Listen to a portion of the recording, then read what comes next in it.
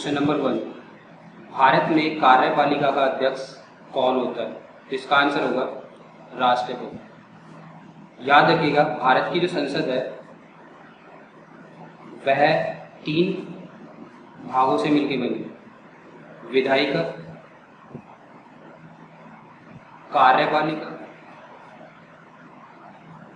और राष्ट्रपति। यहाँ याद रखिएगा, कार्यपालिका का जो अध्यक्ष होगा वह होगा राष्ट्रपति, और यहाँ पर जो विधायिका का अध्यक्ष होगा वह होगा प्रधानमंत्री। क्वेश्चन नंबर 2, संघ की कार्यपालिका शक्ति किसमें निहित होती है?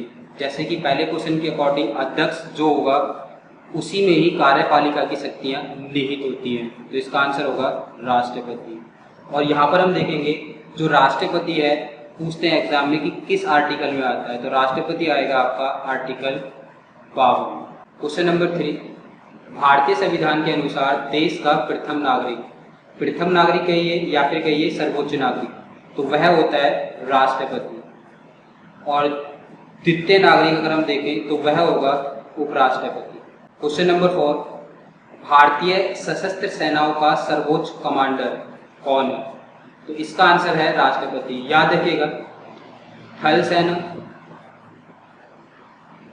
जल सेना और वायु सेना, इन तीनों का जो सर्वोच्च कमांडर है वह है राष्ट्रपति। क्वेश्चन नंबर 5, राष्ट्रपति के चुनाव से संबंधित विवाद को किसे निर्देशित किया जाता है?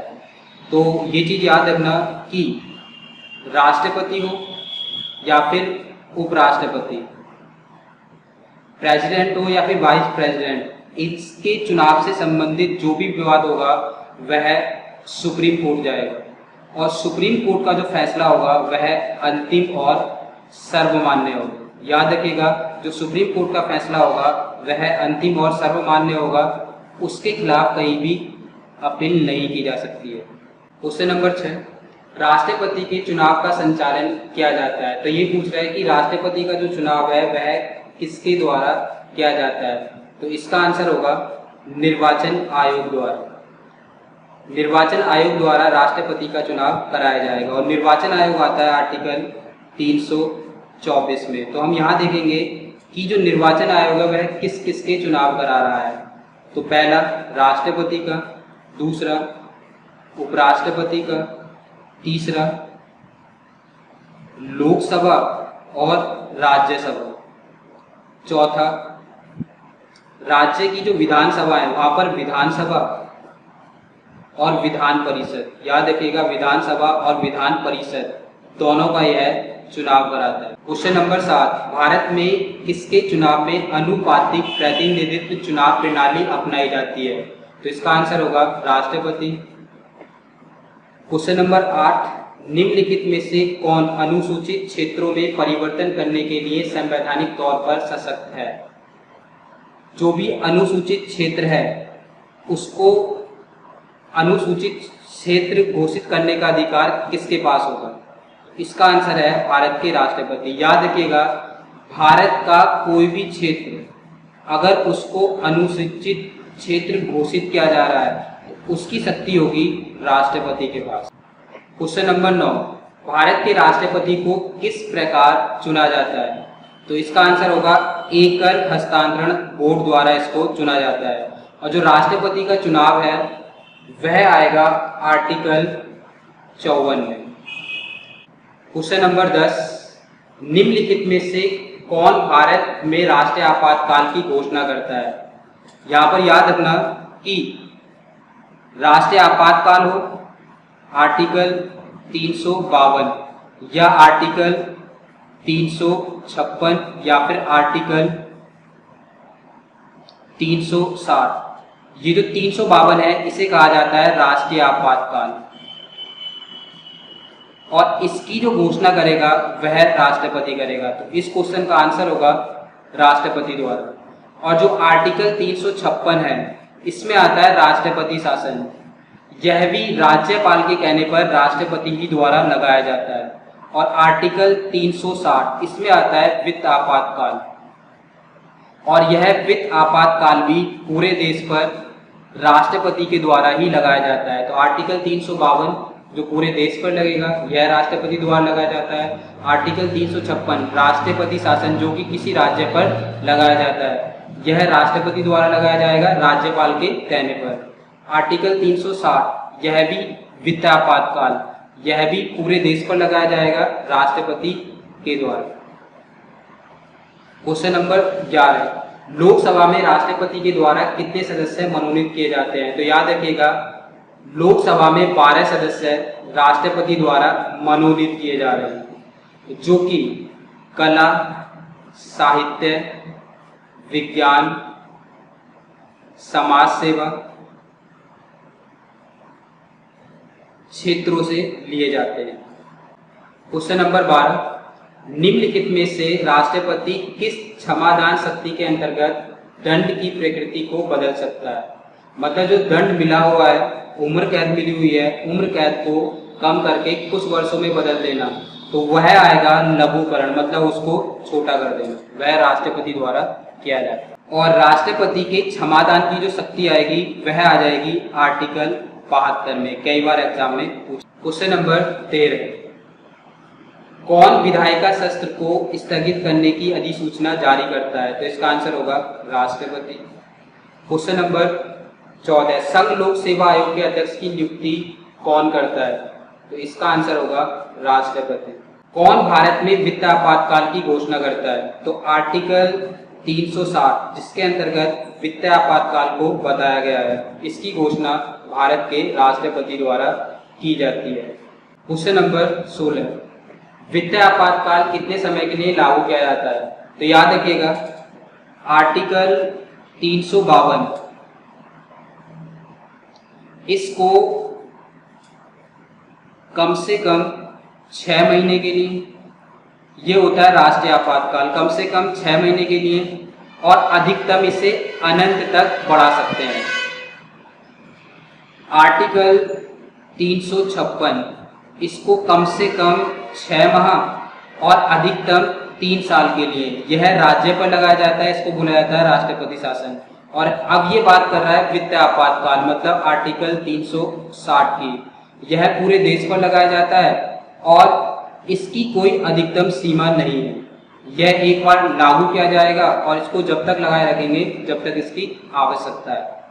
क्वेश्चन नंबर 7, कौन राष्ट्रपति के चुनाव में हिस्सा नहीं लेता? तो याद रखिएगा, जो विधानसभा के नामांकित सदस्य हैं वह राष्ट्रपति के चुनाव में हिस्सा नहीं लेंगे।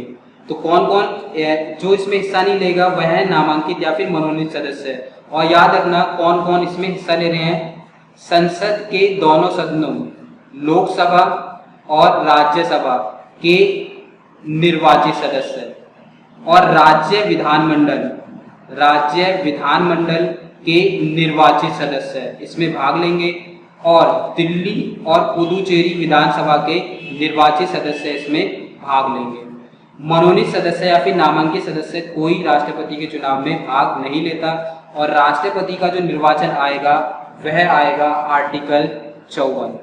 क्वेश्चन नंबर 18, भारत के राष्ट्रपति का चुनाव कितने वर्षों में किया जाता है? तो याद रखिएगा, भारत के राष्ट्रपति का जो चुनाव है वह 5 वर्षों में किया जाता है, और अमेरिका के राष्ट्रपति का जो चुनाव है वह 4 वर्ष में किया जाता है। क्वेश्चन नंबर 19, राष्ट्रपति के चुनाव के लिए निर्वाचन मंडल में होते हैं। तो याद रखिएगा, संसद के सभी सदस्य और विधानसभा द्वारा विधान परिषद के सदस्य सभी। तो देखो सभी सदस्य नहीं होते, केवल निर्वाचित सदस्य होते, तो ऑप्शन 1 क्या होगा, गलत होगा। और संसद के दोनों सदनों तथा विधानसभाओं के निर्वाचित सदस्य, मैंने बताया केवल निर्वाचित सदस्य यहाँ पर होंगे, तो इसका आंसर होगा बी। क्वेश्चन नंबर 20, भारत के राष्ट्रपति को उसके पद से हटाया जा सकता है। तो यह आएगा, इसे बोलते हैं महाभियोग, और महाभियोग आएगा आर्टिकल 61 में। यहां पर क्या होता है कि राष्ट्रपति को उसके पद से हटाया जाता है। तो ये पूछ रहा है कि भारत के राष्ट्रपति को उसके पद से हटाया जा सकता है, तो यह संसद के द्वारा हटाया जाएगा। और याद रखना, संसद लोकसभा और राज्यसभा दोनों से मिलकर बना है। तो राष्ट्रपति के महाभियोग की प्रक्रिया कहीं से भी शुरू कर सकते हैं, लोकसभा से या फिर राज्यसभा से। अगर लोकसभा से प्रारंभ किया है तो विशेष बहुमत द्वारा मतलब उपस्थित सदस्यों का 2/3 विशेष बहुमत द्वारा पारित होकर राज्यसभा में जाएगा और राज्यसभा में फिर विशेष बहुमत से पारित होकर राष्ट्रपति को हटा दिया जाएगा। अगर इसको राज्यसभा शुरू कर रहे हैं तो राज्यसभा में विशेष बहुमत से पारित होकर लोकसभा में जाएगा और लोकसभा में विशेष बहुमत से पारित होकर उसको हटाने की प्रक्रिया आगे चलेगी। तो हम राष्ट्रपति को संसद के द्वारा हटाया जाता है, राष्ट्रपति को किसी भी सदन से प्रारंभ कर सकते हैं, लोकसभा से या राज्यसभा से। क्वेश्चन नंबर 21, संविधान के उल्लंघन के लिए राष्ट्रपति के विरुद्ध महाभियोग कार्यवाही किसमें शुरू की जा सकती है? जैसे कि मैंने बताया, संसद के किसी भी सदन में आप शुरू कर सकते हैं, या तो राज्यसभा में या फिर लोकसभा में। क्वेश्चन नंबर 22, कार्यकाल पूर्ण होने से पहले भारत के राष्ट्रपति को उसके पद से कौन हटाता है?